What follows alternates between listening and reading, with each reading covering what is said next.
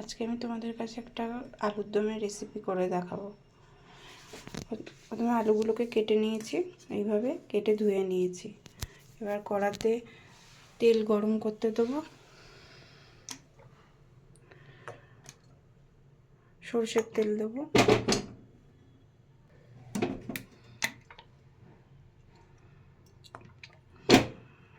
এভাবে তেলটা দিয়ে নিলাম।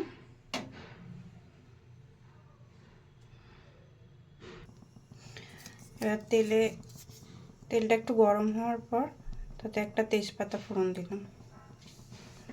তেলটা আস্তে আস্তে হোক।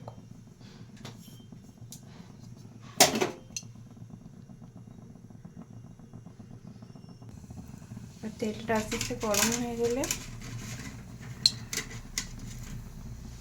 তাতে আলুগুলোকে আস্তে আস্তে ছেড়ে দিতে হবে।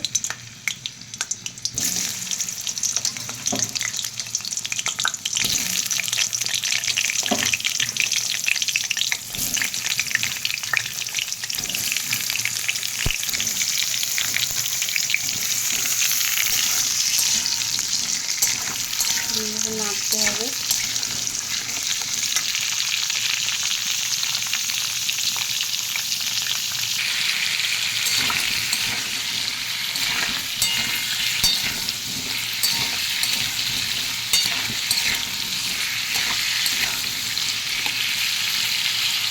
আর এগুলো আস্তে আস্তে ভাজা হোক। তার মধ্যে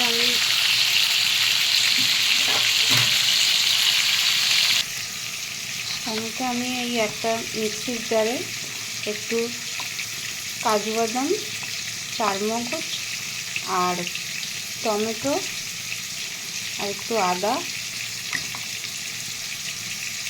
বেটে নেব। এই দেখো আলুগুলো আস্তে আস্তে লাল লাল করে ভাজা হয়ে গেছে।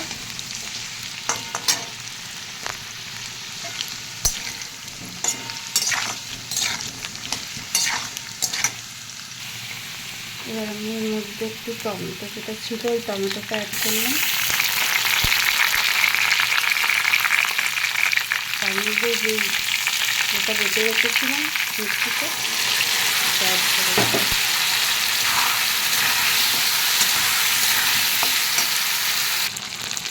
এর মধ্যে আমি এখানে একটু কাশ্মীরি লঙ্কার গুঁড়ো, একটু হলুদ আর একটু জিরে গুঁড়ো দিয়ে দিয়েছি। আর এর সঙ্গে একটু হিং অ্যাড করে দিচ্ছি।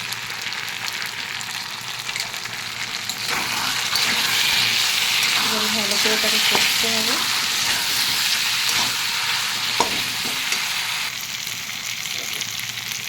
এটা একটু নুন দিয়ে দিলাম।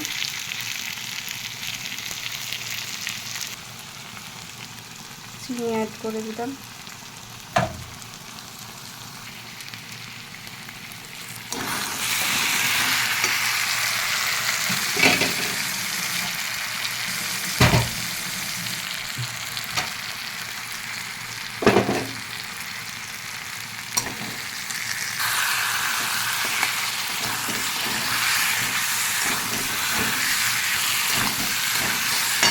এবার এর মধ্যে একটু জলটা ছিল জলটা অ্যাড করে দিলাম। ভালো করে এটা কষতে হবে যতক্ষণ না তেল ছাড়ছে।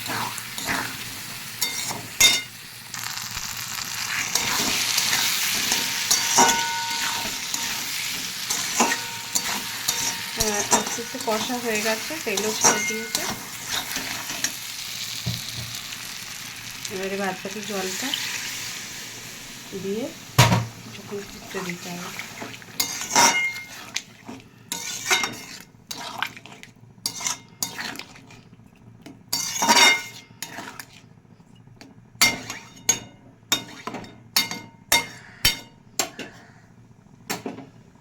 এটা আস্তে আস্তে সেদ্ধ হোক।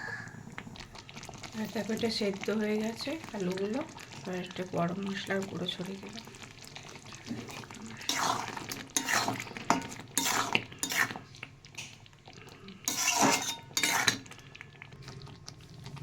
গ্যাসটা অফ করে দিলাম।